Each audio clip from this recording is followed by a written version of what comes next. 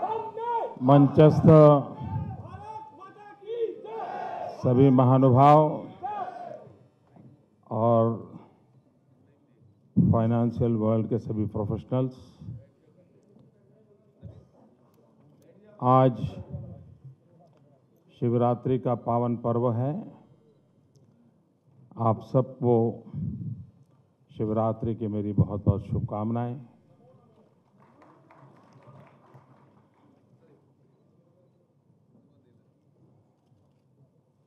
हमारी नेवी में जो हादसा हुआ, मुझे आज पता चला कि उसमें हमारे नौसैनिकों ने अपना जीवन खो दिया है।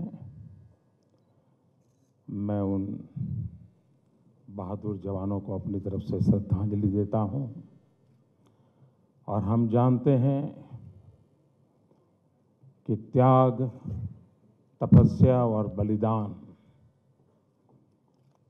हमारे देश की सेना की तुलना में कोई नहीं आ सकता। उनकी कोई तुलना नहीं हो सकती, उनके त्याग की तुलना नहीं हो सकती, उनके बलिदान की तुलना नहीं हो सकती और न ही उनकी तपस्या की तुलना हो सकती है।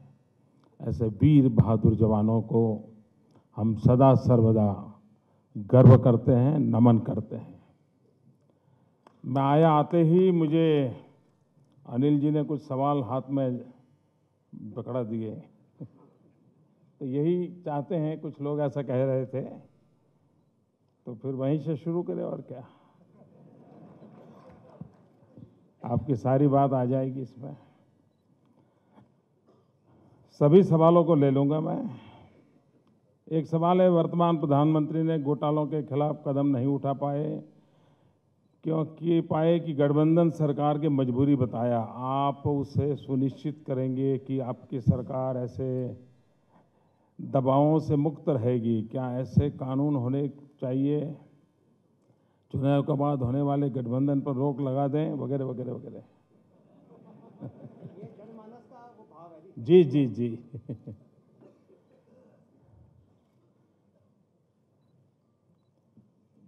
मेरे पर तो शिकायत ये है कि मोदी एक ऐसा इंसान है, किसी से दबता नहीं है।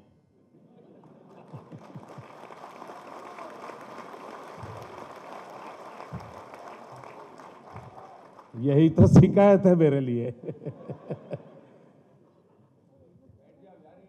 और कुछ लोगों की तो रोजी रोटी उसी पर चलती है।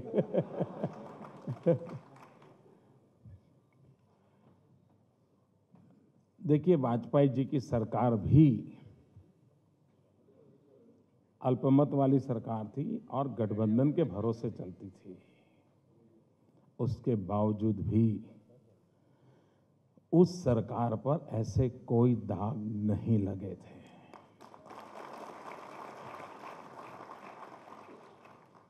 अब कोई मुझे बताएं, रेल मंत्रालय तो पूरी तरह स्वतंत्र है, रेल मंत्री भी पूरी तरह स्वतंत्र हैं। वे तो कांग्रेस के थे, क्यों जाना पड़ा?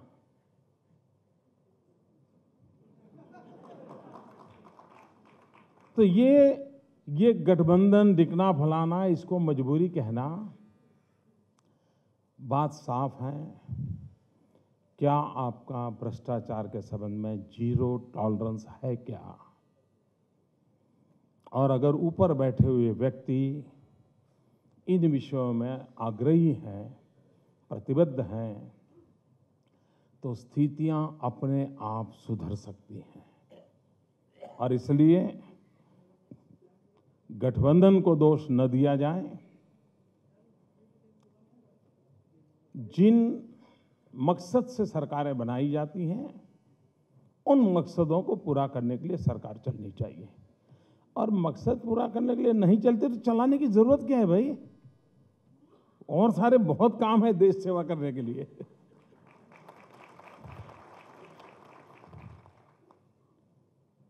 और इसलिए लेकिन एक अच्छी बात है, सवाल पूछने वाले ने मान लिया है कि अगली सरकार किसकी होगी। ये भी अच्छी बात है ना। नहीं तो ऐसे सवाल हर किसी को कोई थोड़ा पूछता है।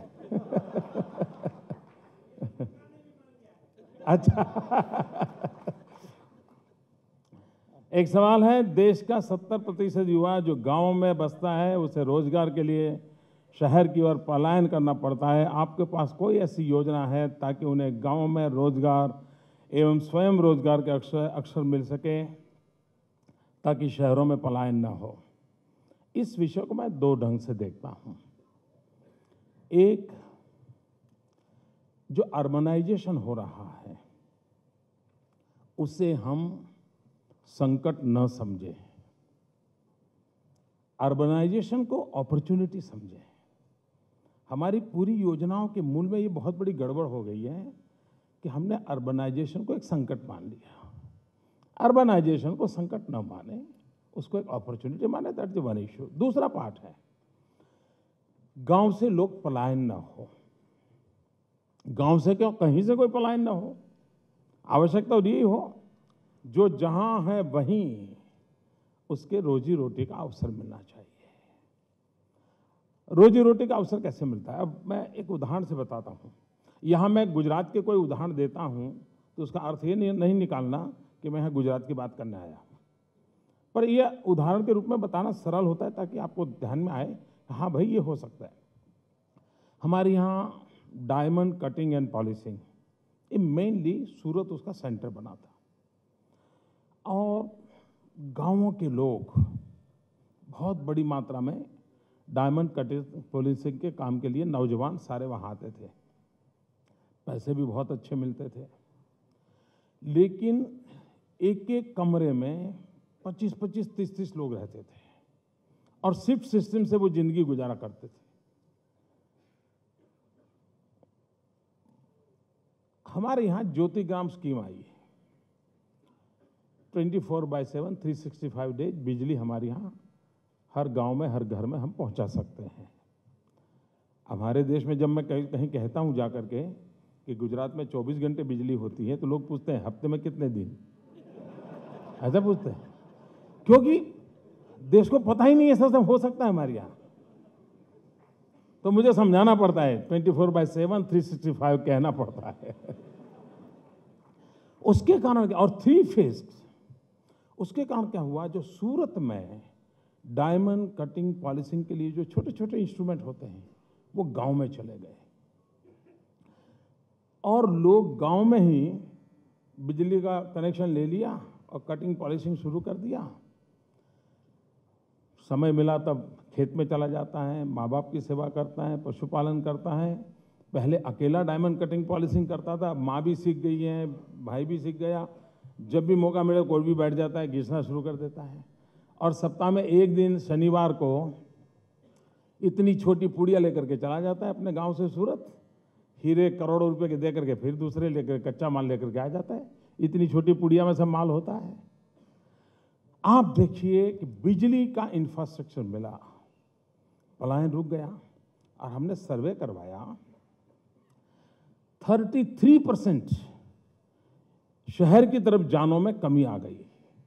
फिर हमने ब्रॉडबैंड कनेक्टिविटी की।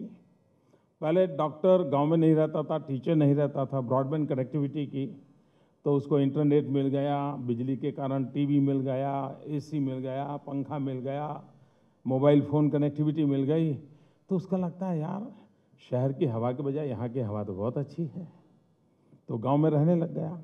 डॉक्टर गांव में रहने लग गया, टीचर गांव में रहने लग गया, तो गांव की क्वालिटी ऑफ लाइफ में बदलाव की जड़ें जमने लग गई। अगर हम, और इसलिए एक सोच लेके मैं चलता हूं कि आत्मा गांव की हो, सुविधा शहर की हो।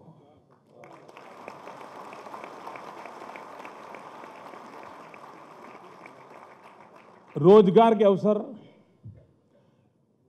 एग्रीकल्चर सेक्टर में रोजगार की बहुत संभावना है, ऐसा नहीं वो गया बीता है। लेकिन दुर्भाग्य से समय रहते हुए एग्रीकल्चर सेक्टर को जो तवज्जो देनी चाहिए हमने दी नहीं। आज भी देश में एग्रीकल्चर इंफ्रास्ट्रक्चर ये सब्जेक्ट ही नहीं है। आप टेक्नोलॉजी इन एग्रीकल्चर, इस पर हमारा बल नहीं है। प्रोडक्टिविटी हमें बढ़े कैसे, उस पर हमारी सोच नहीं है।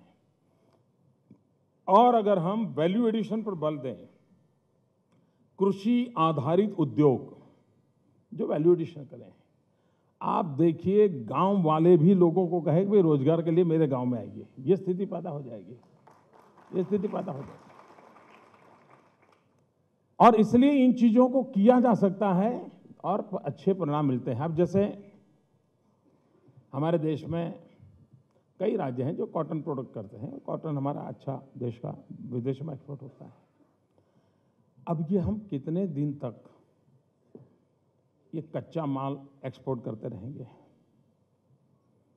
कॉटन एक्सपोर्ट करके हम हमारे नौजवानों को रोजगार नहीं दे सकते हैं, लेकिन अगर वैल्यू एडिशन करें तो हम बहुत बड़ा परिवर्तन ला सकते हैं। तो जैसे हमारी एक 5F फॉर्मूला है, farm to fibre to fabric to fashion to foreign, 5F formula. जहां जहां कॉटन होता है वहीं धागा बने, जहां धागा है वहीं कपड़ा बने, जहां कपड़ा है वहीं रेडीमेड गारमेंट बने और वहीं से विदेश जाए। आप मुझे बताइए रोजगार मिलेगा कि नहीं मिलेगा? तो हमारे देश के नौजवानों को कोई एक और विषय है जिसकी मैं विस्तार से, लेकिन मैंने अभी इस सवाल को तो गांव का सीमित रखा, लेकिन बहुत कुछ कह सकता हूं। हमारी न्यायपालिका चरमरा, ये मैं नहीं बोल रहा हूं, यहां लिखा हुआ मैं पढ़ रहा हूं, किसके भी अक्षर हमारी न्यायपालिका चरमरा रही है। यहां दशकों तक लोगों को न्याय नहीं मिलता। श्रीमान कहते हैं कि एक भूतपूर्व प्रधानमंत्री को 20 वर्षों में भी न्याय नहीं मिला। न्यायपालिका में सुधार के बारे में आपके क्या विचार हैं? क्या आम आदमी न्याय की उम्मीद कर सकता है क्या? ये बात सही है, justice delay is justice denied, ये हम सबने सुना है। मैं स्कूल में पढ़ता था तब भी सुनता था, और गलीपति से लेकर के राष्ट्रपति तक सबने ये कहा है, justice delay is justice denied. क्या उपाय नहीं है? उपाय है। आपको जानकर के खुशी होगी मित्रों, मेरे यहाँ लोक अदालतों की सेंटिटी इतनी बढ़ी हुई है, इतनी बढ़ी हुई है कि लाखों की तादाद में वहाँ केस आते हैं, निपटारा होता है, और एक व्यक्ति को न्याय पाने का खर्चा सिर्फ 35 पैसे होता है, 35 पैसा।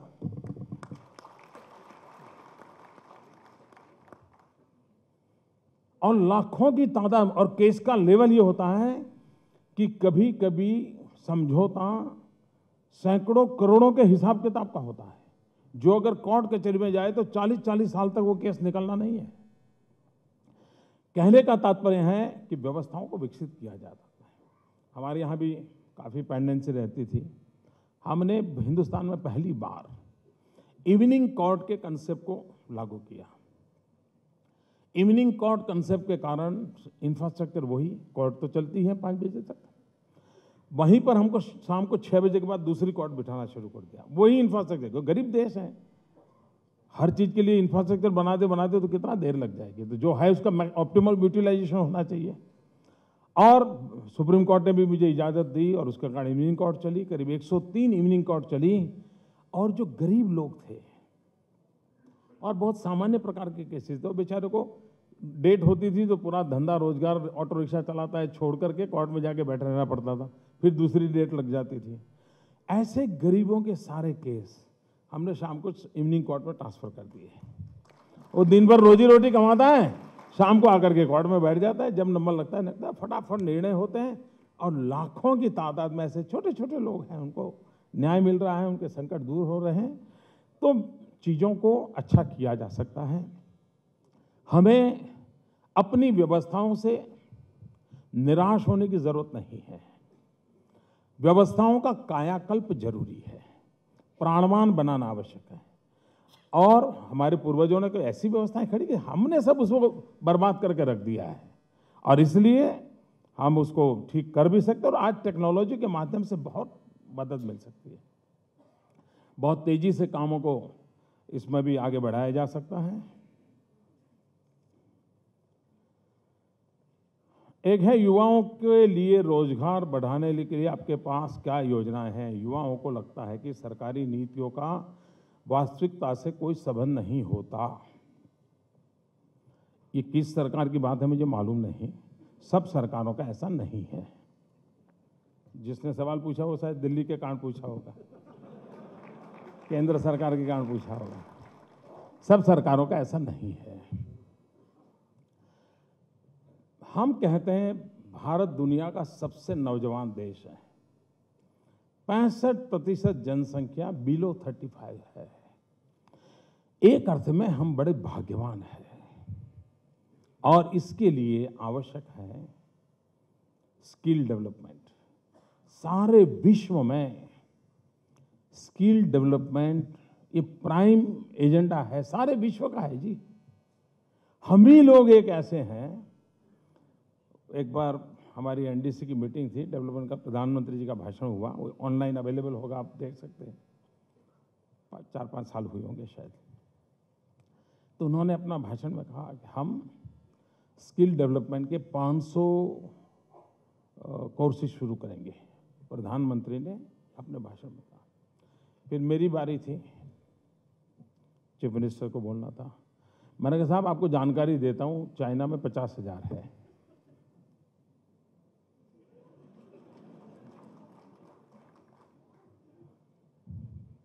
अब क्या हुआ होगा आप अंदाज कर सकते हो। यानी हम इतने पीछे चल रहे हैं जी, इतना गैप है। स्किल डेवलपमेंट पर हम जितना बल देंगे, हमारी युवाओं की शक्ति बहुत कम है। आज आप देखिए, एक तरफ बेरोजगारी की चर्चा है, लेकिन आपके घर में नल का ठीक करना है तो प्लम्बर नहीं मिल रहा है। आपके यहाँ वायरिंग करना है तो आपको आदमी नहीं मिल रहा है। रेफ्रिजरेटर खराब हो गया है, ढूंढना पड़ता है, यार कोई भेज देना, उसको क्या भेज दे। क्यों? हमने स्किल डेवलपमेंट करके उनको स्वरोजगारी के लिए जो ताकत देनी चाहिए उसको प्राथमिकता नहीं दी। ये अगर हम प्राथमिकता दें तो बहुत बड़ा काम। दूसरा, पूरे विश्व को द बेस्ट क्वालिटी टीचर्स की जरूरत है। आज दुनिया के पास टीचर्स नहीं है, दुनिया के पास नर्सेज नहीं है। क्या हम सपना नहीं दे सकते हैं कि हम टीचर एक्सपोर्ट करेंगे? आज दुनिया के देशों को आप टीचर एक्सपोर्ट करो मतलब क्या होता है? एक व्यापारी जाता है तो हो सकता है रुपया को डॉलर में कन्वर्ट करके ले आएगा, लेकिन एक टीचर जाता है ना तो एक पूरी पीढ़ी को अपने साथ ले आता है।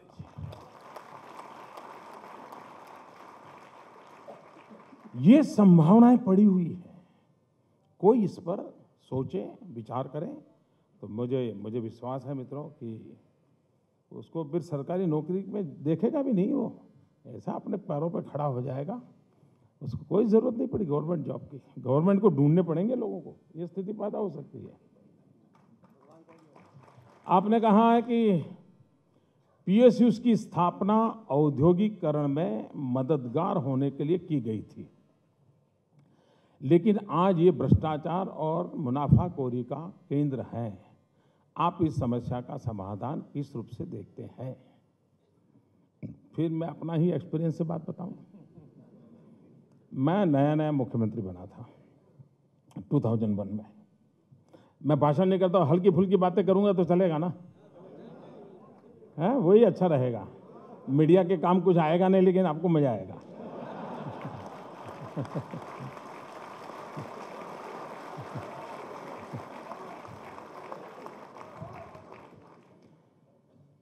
हम नए थे। मेरी पहले ही दिन, अभी तो मैं सीएम बना गया और एक 30-35 लोगों का डेलीगेशन आया। अब नए मुख्यमंत्री बने थे तो मुझे लगा शायद वो माला वाला पहनाने के लिए आए होंगे। तो हमने कहा आइए भाई, क्या बात है। तो उन्होंने तो मेमोरेंडम निकाला। 2-3 एकदम से जोर से फूट के रोने लगे। मैंने कहा क्या हो गया एकदम से? अभी तो मेरा तो 24 घंटा भी नहीं हुआ है। हो क्या गया आपको? तो बोले हमारा गुजरात स्टेट फर्टिलाइजर कॉरपोरेशन बंद होने जा रहा है, जेएसएफसी। और हम बर्बाद हो जाएंगे, कहाँ जाएं? 25-25 साल वहाँ नौकरी किया है, कोई जगह नहीं दिखती साहब, बचा लीजिए। अच्छा, हमें भी किसी ने ब्रीफ नहीं किया था कि मामला क्या है, और मैं तो यहाँ दिल्ली में रहता था, अचानक वहाँ गया था, तो मुझे मसला भी मालूम नहीं था जी। हम तो, मैंने कहा भाई मुझे थोड़ा समय दीजिए। बड़ी मुश्किल से उनको शांत रखा, काफ़ी 2-3 लोग बड़े रो रहे थे। मैंने कहा भाई मुझे थोड़ा समय दीजिए। तो मैंने अपना माइंड अप्लाई करना शुरू किया। मेरे यहाँ ये जो पीएसयूज थे वो करीब करीब डूबने के कगार पर थे। और आमतौर पर हिंदुस्तान में अनुभव ये कहता है कि पीएसयूज का जन्म ही मरने के लिए होता है। या तो लुढ़क जाते हैं, या ताले लग जाते हैं, या बिक जाते हैं, यही होता है। और उपाय भी दो ही होते हैं, या तो उसको बंद करो या उसको बेच दो, यही होते हैं। मैंने माइंड अप्लाई किया, मैंने कहा भाई क्या कोई तीसरा ऑल्टरनेट नहीं होता है क्या? मैंने 1-2 मीटिंगें की, हमने कहा भाई we have a third alternate, और मेरा तीसरा ऑल्टरनेट है हम हमारे पीएसयूज को प्रोफेशनलाइज करें। अगर हम हमारे इन इंस्टीट्यूशंस को प्रोफेशनलाइज करेंगे, इंस्टीट्यूट की तरफ चले, वो अगर बिजनेस यूनिट है तो बिजनेस यूनिट की तरफ चले, तो स्थिति बदलेगी। सीएजी का रिपोर्ट 2001-2 का देख लीजिए। गुजरात के पीएसयूज 4000 करोड़ रुपए का घाटा करते थे। 2011-12 का सीएजी का रिपोर्ट देख लीजिए, वही पीएसयूज 4000 करोड़ का प्रॉफिट करते हैं। मेरे यहाँ गुजरात इलेक्ट्रिसिटी कंपनी, इसका ईयरली डेफिसिट था 2500 करोड़। हिंदुस्तान की सभी इलेक्ट्रिसिटी कंपनियों का हाल ये था कि हर एक की 50,000 40,000 का घाटा का हर के सर पर पड़ा था। और एक बार देश के प्रधानमंत्री को लाल किले पर से हिंदुस्तान की सभी राज्यों की इलेक्ट्रिसिटी बोर्ड के विषय में चिंता जतानी पड़ी थी। वो याद होगा, तो लाल किले पर से बोला गया था। मेरे यहाँ 2500 करोड़ रुपीस डेफिसिट थी हर वर्ष। हमने कोई दाम वाम नहीं बढ़ाए, ऊपर से 24 घंटे बिजली देना शुरू किया। इतना ही नहीं, स्कूल वगैरह जो हैं उनको हमने रियायत दी, स्कूलों को बिजली दें, इस प्रकार की व्यवस्था की। उसमें हमने 900 करोड़ और हमने घाटे में डाल दिया। तो 2500 पहले था, 900 हमने फिर और उसमें तिलक कर दिया। टोटल हो गया 3400 करोड़। लेकिन आज एफिशिएंसी बढ़ाने के कारण, टेक्नोलॉजी अपग्रेडेशन कारण, लीकेज बंद करने के कारण, प्लांट लोड फैक्टर को बढ़ाने के कारण, फ्यूल सिस्टम को ट्रांसपेरेंसी लाने के कारण आज हम 700 करोड़ प्रॉफिट करते हैं। यानी सर्विस में भी सुधार हुआ, आर्थिक स्थिति में भी सुधार हुआ, और डेवलपमेंट की पूरी संभावनाएं बढ़ गई। जिस समय मैं गुजरात में पहली मुख्यमंत्री बना था, अभी तो शपथ लेना बाकी था, लेकिन मुझे पता चला कि मेरी बारी है, तो मैं गुजरात गया। तो मेरे पास तो रहने के लिए घर वर तो था नहीं, तो मैंने मेरी पार्टी को कहा, मैंने कहा यार कोई कहीं व्यवस्था कर दो। तो बोले, मैंने कहा गांधीनगर सरकारी गेस्ट हाउस में कमरा मिल जाए तो देखिए। तो कमरा बुक किया, मैं वहाँ रहने गया, 2-3 दिन वहाँ रहना था मुझे। तो जितने लोग मुझे मिलने आए, क्योंकि अखबार वालों को तो पता चल जाता है, तो शुरू हो गया कि मोदी बनने वाले हैं, तो मिलने आने लगे। जितने लोग आते थे मुझे एक ही बात कहते थे, मोदी जी कुछ करो या ना करो, कम से कम शाम को भोजन के समय बिजली मिले, इतना तो करो। ये हाल था मेरे यहाँ, शाम को खाना खाते समय बिजली नहीं थी साहब। आज ये स्थिति यहाँ से आई है। इसलिए पीएसयूज को भी अगर प्रोफेशनली चलाया जाए, टेक्नोलॉजी अपग्रेडेशन की जरूरत है, तो वो भी एक रास्ता हो सकता है। और ट्रांसपेरेंसी के साथ हर बात होनी चाहिए, फिर उसमें राजनीति नहीं होनी चाहिए और कोई खेल नहीं होने चाहिए। तो मैं विश्वास से कहता हूं भाइयों, और आप तो इस फील्ड के लोग हैं, आप तो जानते हैं जिस कंपनी के आगे गुजरात लिखा होता है शेयर मार्केट में बड़ा ऊंचा नाम होता है उसका।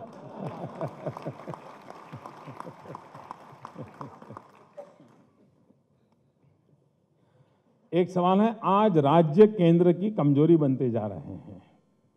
सरदार पटेल ने भारत को एकीकृत किया, लेकिन आज राज्यों में राष्ट्रीय सोच की कमी है। क्षेत्रीय पार्टियों में दबाव में न आए, राज्य बना दिए जा रहे हैं। आप राज्यों में राष्ट्र सर्वोपरि की भावना का संचार कैसे करेंगे? मैं इस विचार से सहमत नहीं हूं। हमारे राज्य हमारे देश की शक्ति है भाई। ये सोच ही गलत है कि सचमुच में दिल्ली ने गलत सोचा है। अब तक उन्होंने ये माना कि ये राज्य कुछ और है और दिल्ली की सरकार कुछ और है। दिल्ली की सरकार राज्यों के बदौलत है भाई। अगर हम राज्यों के जो एस्पिरेशंस हैं, उनके जो सामर्थ्य है, उसको अगर हम रिकॉग्नाइज करें, और हिंदुस्तान एक फेडरल स्ट्रक्चर है, उस संघीय ढांचे में हम जितना राज्यों को तवज्जो देंगे, ताकत देंगे, आपको मैं विश्वास दिलाता हूं जी, देश की स्थिति देखते ही देखते बदलना शुरू हो जाएगी। इन्होंने क्या किया, कोई राज्य आगे बढ़े तो इनको लगता है मेरा तो एग्रीकल्चर ग्रोथ 2% होता है और शिवराज जी का 18 हो गया, मारो शिवराज को। ऐसा नहीं चलता है भाई। वो 18% ग्रोथ करता है तो आता तो हिंदुस्तान की झोली में है। ये मूलभूत सोच बदलने की आवश्यकता है। और मेरा स्पष्ट मत है, प्रधानमंत्री और दिल्ली में उनकी कैबिनेट, इसको हम संपूर्ण टीम न माने। प्रधानमंत्री और राज्यों के मुख्यमंत्री ये रियल में देश चलाने की टीम है। और इसलिए संघीय ढांचे के संबंध में लेटर एंड स्पिरिट के साथ उसकी इज्जत होनी चाहिए, गौरव होना चाहिए और उसका महात्म्य बढ़ते रहना चाहिए। यह ताकत बन जाएगी, ये बिल्कुल ही। और मैं तो इसके आगे भी एक सोच का व्यक्ति हूं, हमें धीरे धीरे जैसे राज्य ताकतवर बने, राज्य आर्थिक रूप से गतिविधि करने वाले बने, ऐसा भी समय आने चाहिए कि हमारे बड़े बड़े महानगर जो हैं वो भी एक प्रकार से इतने पनपे कि देश की इकोनॉमी के वो ड्राइविंग फोर्स बन जाए। अब आप मुझे बताइए, मुंबई की इकोनॉमी को मूव कौन करता है? क्या दिल्ली से होता है? क्या प्रधानमंत्री कार्यालय से होता है? क्या नहीं होता है जी। मेरे यहाँ सूरत, क्या सूरत में गांधीनगर से चलाता हूँ? क्या सूरत के अंदर अपना बलबूता है, वो खड़ा हुआ है, चल रहा है। वैसे ही हिंदुस्तान में 50-100 शहर भी ऐसे बन जाए जो ऐसे वाइब्रेंट इकोनॉमी वाले हो। अब देखिए साहब, देश कैसे चल पड़ता है जी। इसलिए इन चीजों को हमारी शक्ति समझे, हम इसे संकट ना समझे। और इसलिए जिस सज्जन ने बुरा ना माने, लेकिन ये तो विचार बिल्कुल नहीं करना चाहिए। ये विचार देश का भला नहीं करेगा। केंद्र और राज्य करों के मामले में आपने अधिकारियों को खोना नहीं चाहते, अधिकारों को शायद लिखा, जिस वजह से जीएसटी लागू नहीं हो पा रही है। स्वीकृत लक्ष्य लागू करने के लिए आपके पास क्या, आपके फील्ड का एक सवाल आया।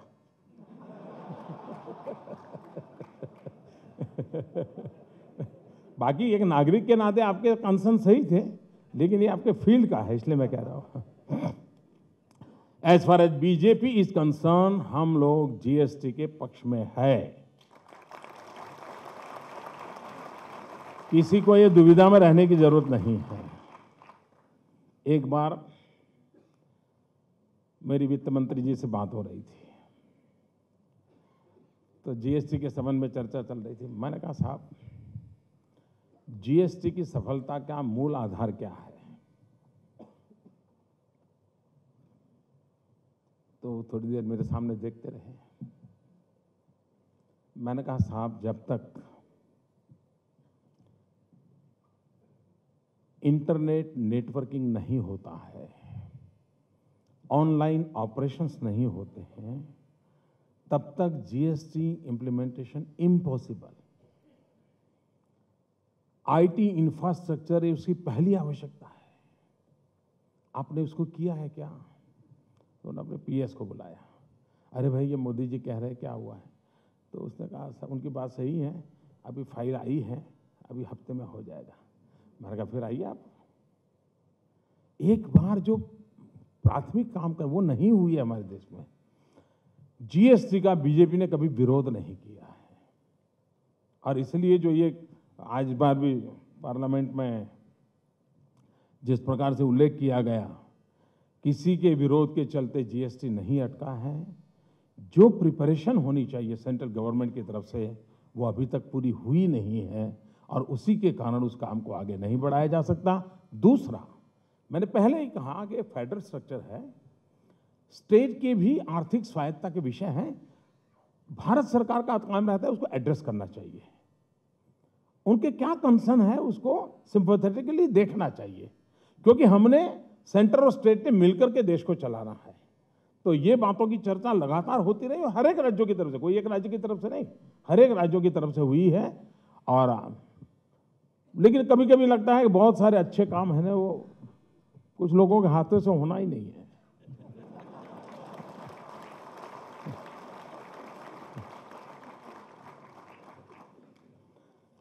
भाइयों, आपने जितने सवाल मुझे दिए, सारे सवालों के जवाब मैंने दे दिए। जो बोला वो भी मन की ही बात थी। एक विषय, प्लीज बैठिए बैठिए। हाँ, एक बात जो मैं बता करके मुझे, क्योंकि एक अलग और कार्यक्रम में भी पहुंचना है।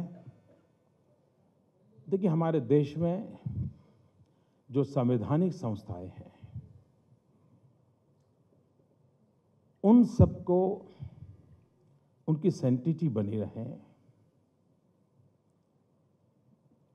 उनका जो इंडिपेंडेंट उनका कामकाज है उसका गौरव बना रहे, ये समय की मांग है। दुर्भाग्य से पिछले दिनों दिल्ली में केंद्र सरकार ने हमारे इन इंस्टीट्यूशंस का इतना इरोजन किया है, इतना उसका नुकसान किया है, जिसके कारण भारत को अकल्प नुकसान हुआ है। एकाध बार कोई व्यक्ति बिगड़ जाए ना, तो उसको ठीक करने में ज्यादा समय नहीं लगता है, लेकिन अगर व्यवस्था बिगड़ जाए तो उसको ठीक करने में, पटरी पर लाने के कई वर्ष लग जाते हैं। सीएजी नाम की इंस्टीट्यूशन कितनी क्रेडिबल इंस्टीट्यूशन थी, और उसका जन्म कब हुआ? देखिए, 1860 में उसका जन्म हुआ। 1857 के स्वातंत्र संग्राम के बाद जब अंग्रेजों पर गंभीर प्रकार के सवाल उठे कि तुम यहां से रुपये चोरी करके के ले जाते हो, हमारा कुछ करते नहीं हो, तो यहां की जनता को कन्विंस करने के लिए एक व्यवस्था को विकसित किया गया था उस समय। इसको आज 150 साल हो गए। आज देखिए सीएजी की इस इंस्टीट्यूशन की क्या हाल करके रखा है। अगर चेक बैलेंस सिस्टम नहीं होगा तो शासन व्यवस्था कैसे चलेगी? हमारे देश में सीवीसी की व्यवस्था हुई, चीफ विजिलेंस कमीशन, इसकी अपॉइंटमेंट की प्रोसेस कैसे हुई? और पता नहीं कहां से ले आए, और कोर्ट को इंटरवीन करना पड़ा, और कोर्ट को कहना पड़ा कि इसको निकालो। यानी जहां पर सुचिता की जिम्मेवारी है वहीं पर आप ये काम करके रख दो। दूध की कटोरी पर बिल्ली को ही चौकीदार बना दो, दूध कहां से बचेगा भाई? यानी ये जो संस्थाओं को जिस प्रकार से, यानी एक प्रकार से मैं कहूं विनाश के कगार पे लाकर खड़ा कर दिया है।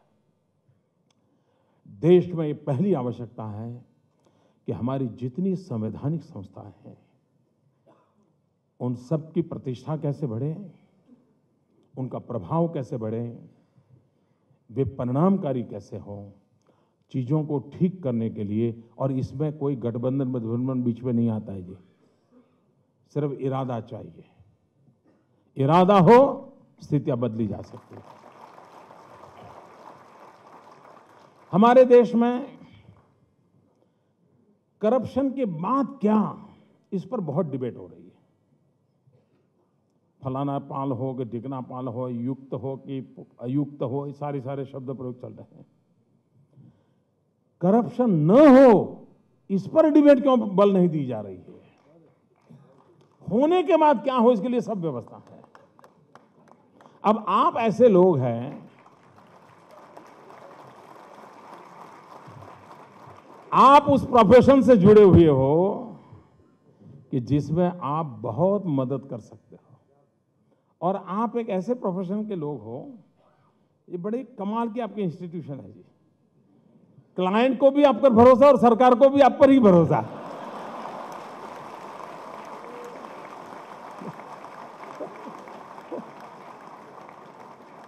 ऐसा सौभाग्य किसी को नहीं मिलता है। अब जब भरोसा आप पर भी, सरकार भी कहेगी चार्टर्ड अकाउंटेंट ने सर्टिफाई किया है, ओके मान लो। देखिए साहब, क्या क्या गजब है आपकी क्रेडिबिलिटी। अगर इतना आप पर भरोसा है तो जिम्मेवारी भी बहुत ज्यादा है।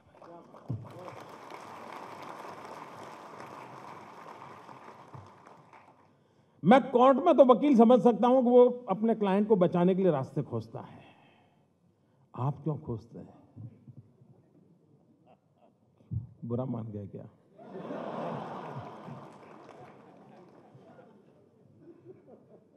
और उसी में से फिर कई बुराइयां जन्म लेती है। अब ब्लैक मनी कहां से आया होगा भाई? कोई दूसरी फैक्ट्री में तो उसका मैन्युफैक्चरिंग थोड़ा होता है। अगर हम सब ने अपनी अपनी जिम्मेवारियों को संभाला होता, निभाया होता, तो ये नए रास्ते न खोजे गए होते, नए रास्ते न खोजे गए होते, तो विदेशी बैंकों में धन जमा ना होता दोस्तों। और इसलिए जो विदेशी बैंकों में धन जमा भी करते होंगे, और कुछ लोग होंगे जो रास्ता भी दिखाते होंगे कैसे लाया जाए, रीरूट कैसे किया, इसका भी रास्ता दिखाते होंगे। देश को इस चक्र से बचाना होगा जी। देश को इस चक्र से बाहर निकालना पड़ेगा, और हम सब मिलकर के आपके इंस्टीट्यूशंस का उसमें बहुत बड़ा रोल अदा कर सकते हैं, बहुत बड़ी भूमिका अदा कर सकते हैं। और उसको अगर हम करें, और अब देखिए कभी लोगों को लगता है ना कि ये कैसे हो सकता है ऐसा। अब देखिए हिंदुस्तान में एक छोटा सा अनुभव, और पिछले 20 साल का ही अनुभव है, इलेक्शन कमीशन। पहले चुनाव की सारी व्यवस्थाएं वगैरह चरमरा गई थी, सब ऐसे ही चलता था भाई, जो सरकार में हो। धीरे धीरे करके इलेक्शन कमीशन की एक सेंटिटी बनी। आते तो वही है, सरकार में से ही आते हैं लोग, लेकिन सेंटिटी बनी। आज दुनिया का सबसे बड़ा लोकतंत्र, एक साथ करोड़ों लोग वोटिंग करते हो, और 12 महीना कहीं न कहीं किसी न किसी कोने में चुनाव चलता रहता है। आप देखिए एक इंस्टीट्यूशन में 2-3 लोग आते आते आते धीरे धीरे करके कितनी क्रेडिबल इंस्टीट्यूट के रूप में डेवलप हुई है। शिकायत नहीं होगी ऐसा मैं नहीं कहता, लेकिन बाय एंड लार्ज उसका एक रुतबा बन गया है। कहने का तात्पर्य यह है कि थोड़ा सा ध्यान दिया जाए तो कुछ नहीं हो सकता। ये जो निराशा का माहौल है, मैं आपको उदाहरण देके बताता हूं कि ये हो सकता है। कोई काम मुश्किल नहीं है भाइयों। भ्रष्टाचार को टेक्नोलॉजी के माध्यम से हम बहुत बड़ी ताकत से ट्रांसपेरेंसी ला सकते हैं जी। कौन कहता है भ्रष्टाचार को नहीं रोक सकते? स्टेट, मेरा स्पष्ट मत है, राज्य पॉलिसी ड्रिवन होना चाहिए। इंडिविजुअल के विम पर राज्य नहीं चलना चाहिए। अगर स्टेट पॉलिसी ड्रिवन है तो फिर डिस्क्रिमिनेशन का स्कोप बहुत कम रहता है। हर एक चीज अवेलेबल है। अच्छा भाई देखिए ये लिखा है, ये मुझे मिल सकता है, ये नहीं मिल सकता है, तो कह नहीं सकता है इतना दो तो ये कर दूंगा। लिखा हुआ है जी।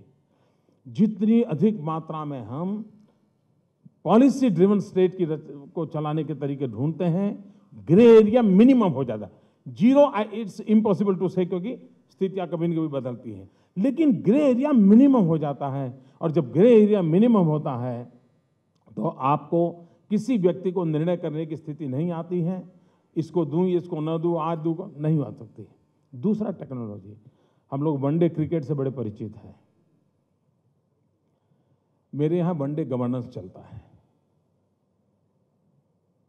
वनडे गवर्नेंस, आप सुबह नौकरी धंधे पर जा रहे हैं, एक लिफाफा में आपकी एप्लीकेशन और फी डाल के चले जाइए बाहर डिब्बे में, या वहाँ जो काउंटर पर आदमी बैठा है उसको दे करके चले जाइए। शाम को वापस आ जाइए, आपने जो कुछ भी लिख करके दिया है, जो पैसे जमा किए, आपको जो मिलना चाहिए वो मिल करके रेडी होता है, घर जाते समय ले जाइए। और सारा टेक्नोलॉजी से होता है। करीब 180 प्रकार की सेवाएं कोई ह्यूमन इंटरवेंशन की आवश्यकता के बिना चल रही है। कोई ह्यूमन इंटरवेंशन के बिना चल रही है, ह्यूमन फेस की जरूरत नहीं पड़ती, काम हो जाता है। नौकरी में इतना बड़ा भ्रष्टाचार होता है, सब जानते हैं। किसी को भी इंटरव्यू कॉल आता है तो सबसे पहले क्या करता है, इंटरव्यू में कॉल में सफल कैसे होना, इसके लिए मेहनत नहीं करता है। सिफारिश किसकी चलेगी, किसका कुर्ता लंबा है, किसका कुर्ता पकड़ूंगा तो काम चले, यही खोजता है ना।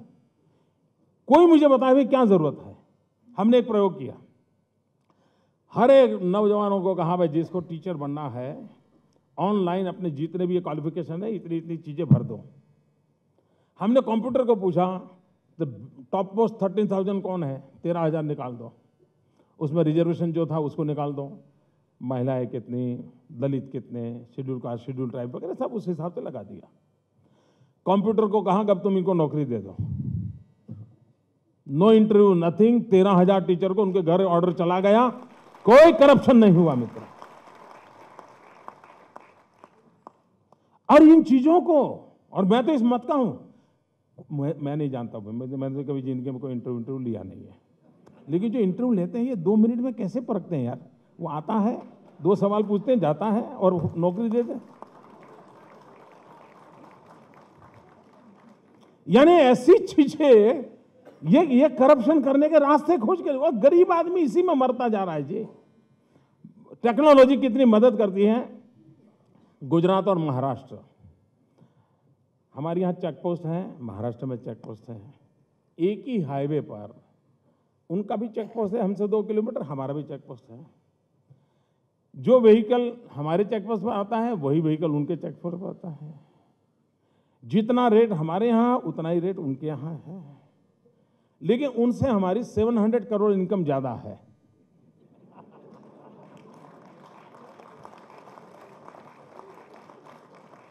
क्यों? टेक्नोलॉजी है। मेरी चैम्बर में मैं देख सकता हूं वहां क्या चल रहा है। बलसाड़ के पास उस चेक पोस्ट को मैं देख सकता हूं, और इसलिए वहां बैठा हुआ आदमी को मालूम है कि गाड़ी का नंबर समेत सब रिकॉर्ड हो रहा है। मुझे बताइए करप्शन के उपाय है कि नहीं है जी? तो क्यों? देखिए भाई, कोई, ये देश चोरों का देश नहीं है भाई, ईमानदार लोगों का देश है।